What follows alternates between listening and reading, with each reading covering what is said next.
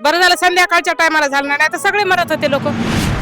काल दोनदा पडलेत आमच्या लेकराच्या अंगावर, माझ्या पोल पडलाय लाईटाचा. पूर्ण त्या बाईचा संसार उद्ध्वस्त होऊन गेला. आमची मागणी आहे आम्हाला घर बांधून द्यावं. काल 17 जण आले मतदान आहे म्हणून 100 जण येऊन आम्हाला सगळं संरक्षण करून गेले. माझी BLO ची ड्युटी होती मॅडम, मी आज कॅन्सल केलेली आहे कारण का माझ्या अंगणवाडी मी सेविका आहे. माझ्या जर ड्युटीला धोका जर झाला तर हे शासन जबाबदार राहील. राजकीय असो, शासकीय असो, निमशासकीय असो, या सर्व पद्धतीचे लोकांनी आमचं तोंड इथं दाबण्याचा प्रयत्न केलेला आहे.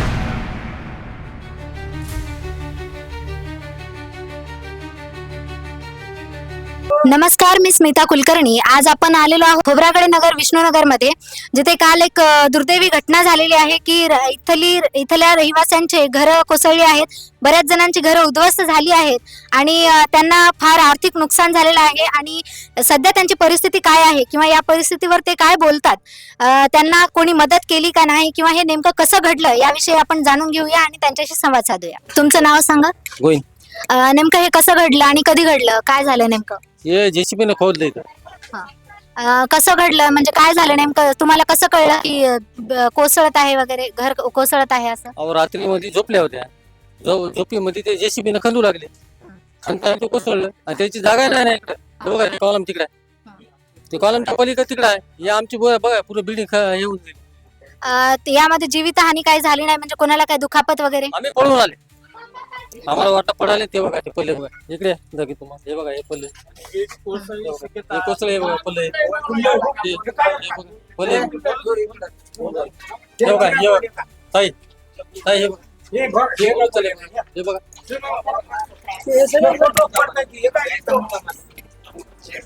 पोलीस निरीक्षक किंवा जे सेवा काही आहेत शासकीय सेवा, ते केव्हा पोहोचल्या? ते ना तर सकाळी आले. मग या ठिकाणी भेट कोणी दिलं नेमकं ते मालक आलते. कोणते राजकीय पक्ष वगैरे कोणी आले होते असं ऐकण्यात आलं? फक्त ते इंजिनियर ते मालक आलते. काय बोलले त्यांनी, तुम्हाला मोबदला देणार आहे? आम्ही JCB ला मारलं होतं, म्हणजे JCB ला दगडफेक केली ती, मग त्याला पाठवून दिलं. काय मोबदला वगैरे देणार असं काही बोलले का? नाही, बांधून देतो म्हणजे. हो. तर तुम्हाला माहित आहे इथे आर्थिक नुकसान फार झालेलं आहे आणि अशाच आपण अनेक रहिवाशांशी किंवा नागरिकांशी संवाद साधूया. सर, तुमचं नाव?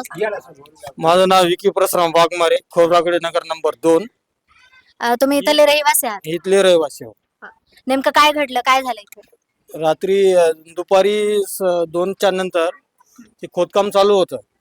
खोदकाम चालू असताना त्यांना वारंवार आम्ही सूचना दिली बाबा, त्यांचे जे कामगार माणसं होते त्यांना दुपारी 1-2 तासामध्ये त्यांना वरी काढलं की आम्ही सांगितलं त्यांना की बाबा हे अशाला असं आहे.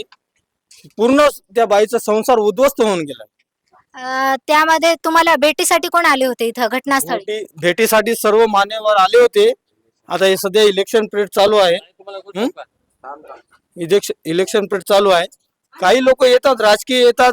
मात्र या पुढे याच्या नंतर कोणी आलं नाही आमच्यासाठी, सातवण करायला कोणी आलं नाही. बरेच लोकांचे घर फुटले, काही झालं, नुकसान झालं.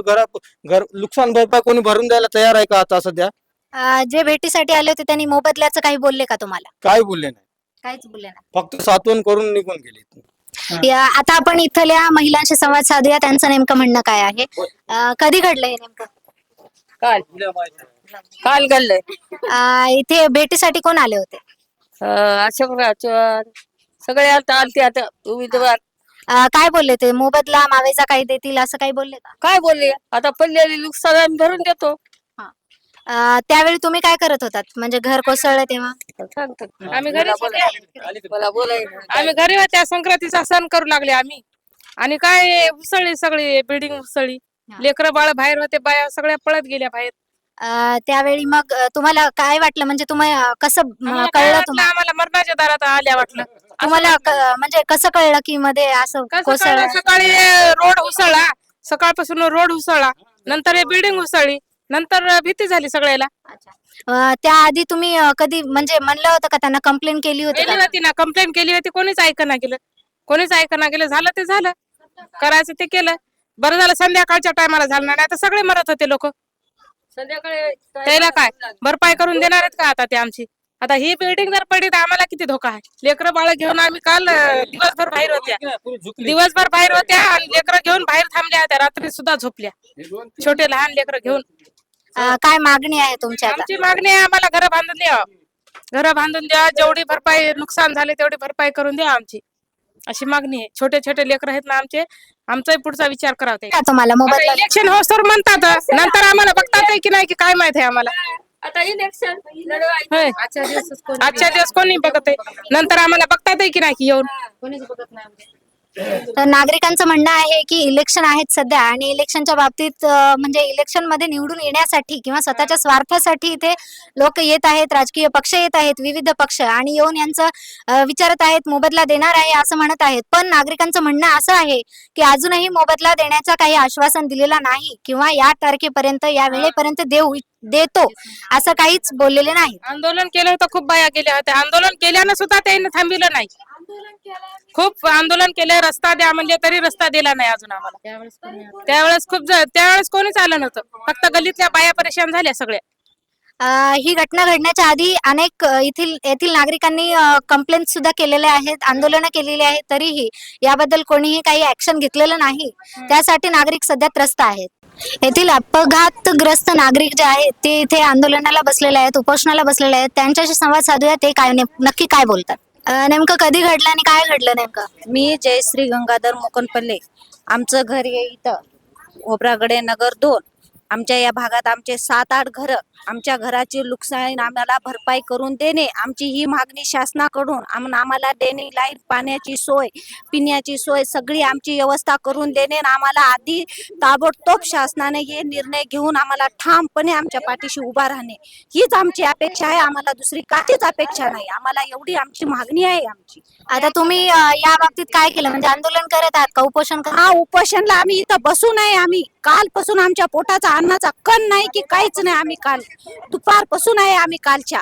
आज इंग कालची रात्र येईल, आज इंग 3 वाजायले. काल 2दा पडलेत आमच्या लेकराच्या अंगावर, माझ्या पोल पडलाय लाईटाचा. हे आम्हाला मागणी आमची ताबडतोब शासनानं निर्णय घेणे, आमची हेच रिक्वेस्ट आहे आम्हाला. तुम्हाला इथं जेव्हा म्हणजे हे कोसळल्या, बिल्डिंग वगैरे घर वगैरे कोसळले, त्यानंतर तुम्हाला भेटीसाठी इथं कोण आले? सगळे आलते, अशोकराव चव्हाण जे आलते, कल्याणकर आलते, सगळे आमदार खासदार सगळे येऊन गेलेत. आम्हाला सगळ्यांना आश्वासन देऊन गेलेत. अन्नाचा हक्क नाही आमच्या पशी. कधीपर्यंत तुम्हाला मोबदला मावेजा कधीपर्यंत देतो असं बोलले? देतो म्हणून फक्त आश्वासन द्यायला कोणी पण येऊन बघणार झाले तर. कधीपर्यंत देतो असं काही बोलले का? काहीच बोलले नाही. त्यांच्या मतदानामध्ये त्यांनी सध्या बिझी आहेत. त्यांनी तुम्हाला मग त्यांना काय म्हणायचं आहे तुम्हाला नेमकं? आम्हाला आमचं घर करून द्यायला पाहिजे. आमचं सगळं डेनिस लाईन पाईपलाईन सगळं करून द्यायला पाहिजे. आम्हाला घर द्यायला पाहिजे. आम्हाला आमचे लेकर बाळ रस्त्याला पडतील का? आमचे मोठे मोठे मुलं मुली आहेत,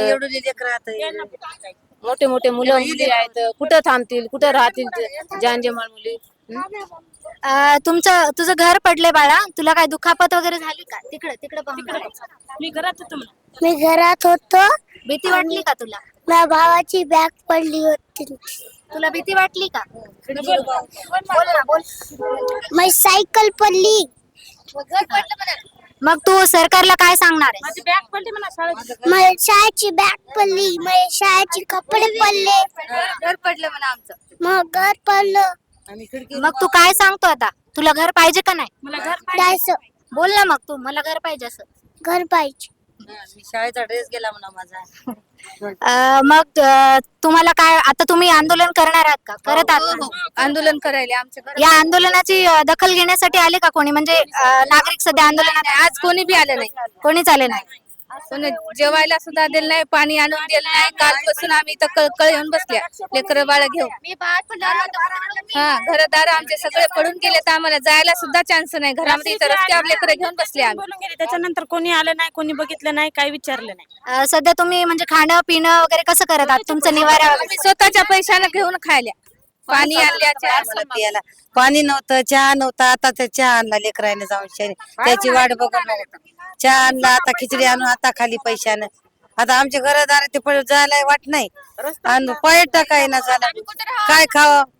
आणि काय ठेवा काय देवा दो जीवाचं लेकरू आहे. माहेरामध्ये मी आता कुठे राहू सांगा मी आम्हाला घर पाहिजे राहायला माझं बाळ पण मी कुठे करू का रस्त्यावर सरकारला मागणी काय आहे तुमची मागणी? मला घर पाहिजे आम्हाला रस्ता पाहिजे नळ पाहिजे लागत नाही का बाया जरा रस्ता पाहिजे सगळं पाहिजे आम्हाला म्हणजे करावं. ही घटना होण्याआधी तुम्ही कधी म्हणजे आंदोलन वगैरे केली का किंवा कंप्लेंट्स केलेत का तुम्ही? कंप्लेंट केली आम्ही आमचं कोणच ऐकलं नाही न ऐकल्याने केलं आमचं म्हणजे हे केव्हापासून चालू होतं? एक महिन्यापासून मग कोणीच यावर दखल घेतली नाही? नाही कोणीच दखल घेतली नाही. घरामध्ये आम्ही 3 जणी होत्या आम्हाला काय झालं तर काय घेऊ आम्ही सरकारचं काय घेऊ तिघी जणी होतो आम्ही घरात. आणि दोन लेकरं होते माय मी आणि ही बाई होती. असं कवटा उचून दोघीला बाहेर मग काढलं. आता आम्ही काय घेऊ सरकारचं सांगा सरकार योजना आता हे बघू तर बघू सरकारच्या चाललं आमच्याकडे. जीवाचे नुकसान झाले तर कोण करत देत होते का? सरकार देत होता भरपाई करून. सरकारने याची यावं भरपाई बघा, आम्हाला आमच्या घरात देवा आमची सोय करा बजारा माहितच घर व्यवस्था आम्हाला राहण्याची सोय करा. आम्हाला घरामधून काय घ्याय ना द्याय ना. आमच्या पशी आता अंगावरल्या कपड्यावर आम्ही इथं उभी आहे. आमचे लेकरं लहान लहान आमच्या संग येत. आम्हाला जेवण्या खाण्याची काही सोय नाही. तुम्हाला खाण्यापिण्याची काही सोय नाही? काही सोय नाही. आमचे भांडे बिंडे सगळे कोसळले इथं घरामध्ये. आता रोडवर टाकून आलो पसारा काही उरलेला. याले काय घ्या सरकारचं आम्ही सांगा आम्ही 3 जणी घरामध्ये माझी सून होती ती सुना याले काय घेऊ आम्ही याले काय सांगा की सरकार काय होणार आमचं घेऊन मला सुधारणा गेलं असं भीतान सुसळलं की आम्हाला सुधारणा गेलं. आम्हाला याचं कळ नाही गेलं. वडू लेकर 3 सुना 5 नातू वडू काढण्याचा प्रयत्न केला मी. कालपासून अंगाला पाणी नाही सक्रात राहा एका लुगड्यावर आम्ही सक्रात राहा काहीच केलं नाही ना खाल्लं नाही. अंगाला पाणी नाही. आम्हाला व्यवस्था करावं सरकारनं घरात अंघोळा पाणी नाही तर जेव्हा सुद्धा काय नाही आम्ही पैसे खायला आम्ही इतकं काय नोकरी आहे का आम्हाला रात्री तरी बघा जेव्हा आम्ही काय म्हणतो आम्हाला पैसे देतात. नाही काल फक्त तात्पुरते आले आश्वासन दिले आणि परत गेले. आज कसं कोणाही काय एकही आले चाललंय? नाही. आमच्या पदार्थ चहा पाणी नाश्ता पोहे आम्ही आमच्या पदार्थ आमच्या लेकरांना आणलं खाल्लं आम्ही बसलोय. आमच्या इथं कोणी करणार बी नाही नवरे बी नाहीत आम्हाला लेकर होतं छोटे छोटे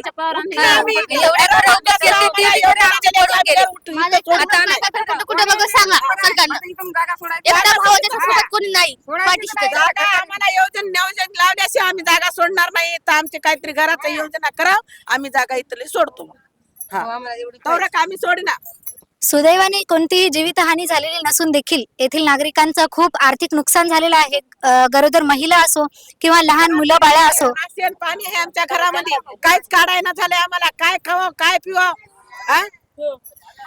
लहान मुलं बाळं असो म्हातारे व्यक्ती असो किंवा गरोदर महिला असो यांच्या जीवाला धोका निर्माण झालेला आहे आणि याची लवकरात लवकर सरकारने शासनाने दखल घ्यावी अशी येथील नागरिकांची मागणी आहे. तुमचं काय म्हणणं आहे याच्यावर? म्हणजे नुकसान झाले तर काय म्हणता तुम्ही?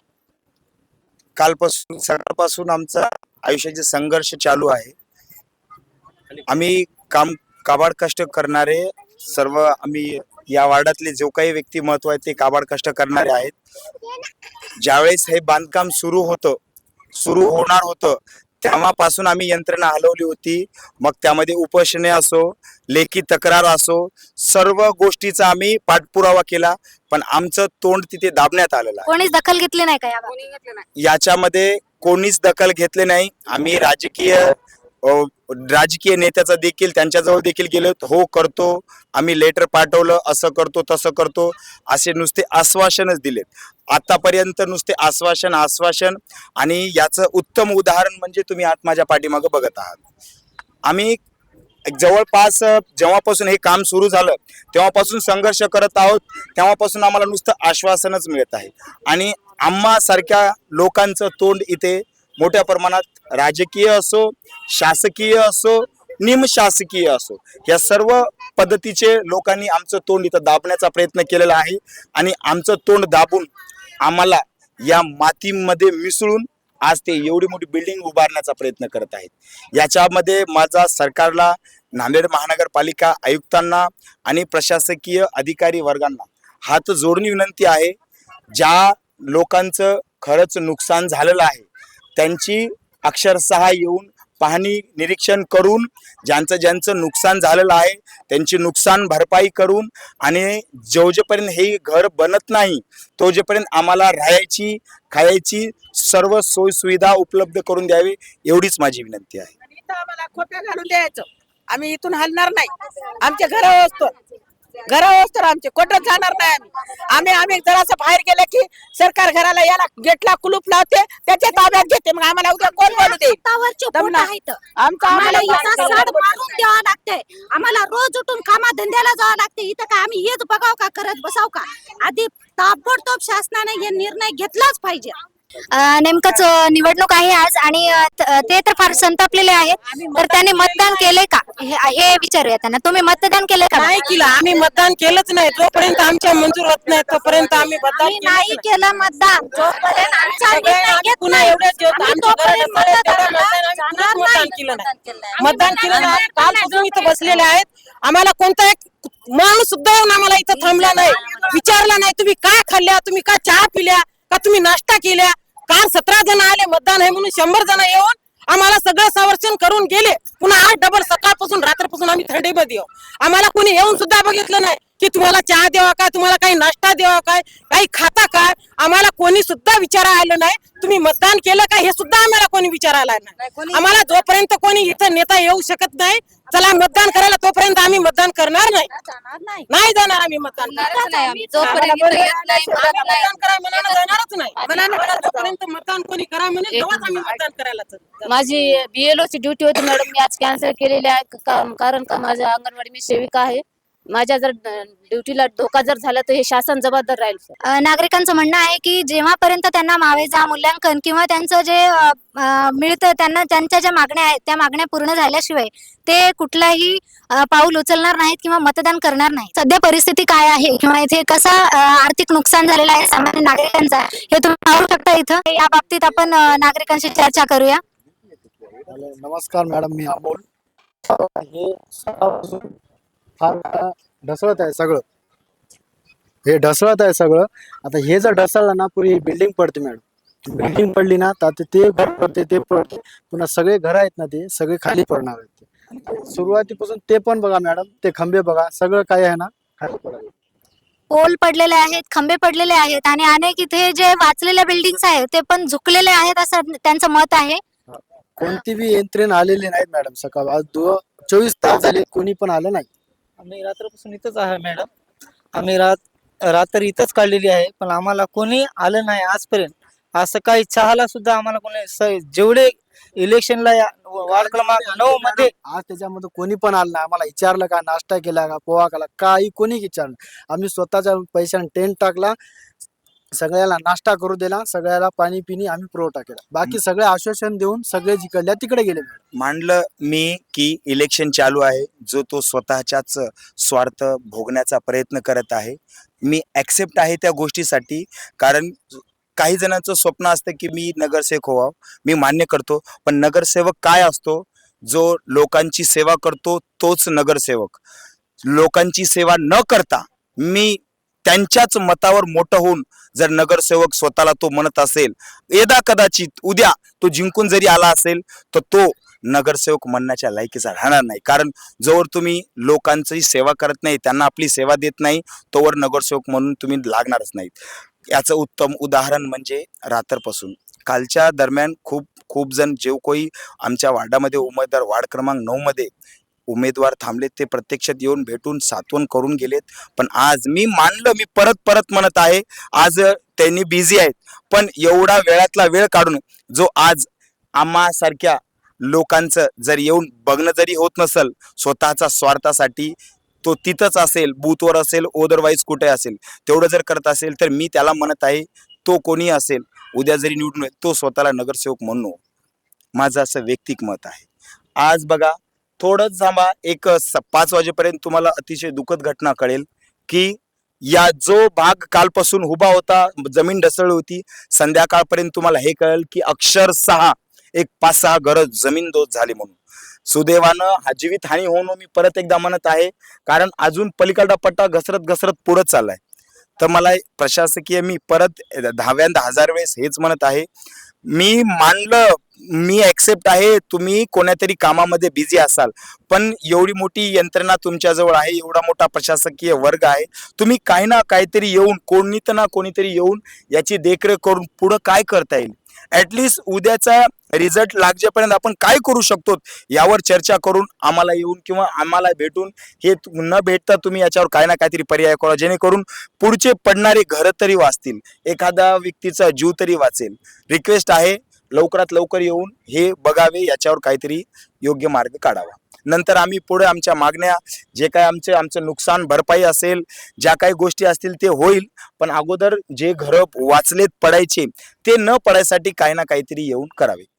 खोब्रागडे नगर, विष्णुनगर येथे ज्या घरं कोसळले आहेत, अनेकांची घरे उद्ध्वस्त झाली आहेत आणि हा प्रसंग कालपासून चालू आहे.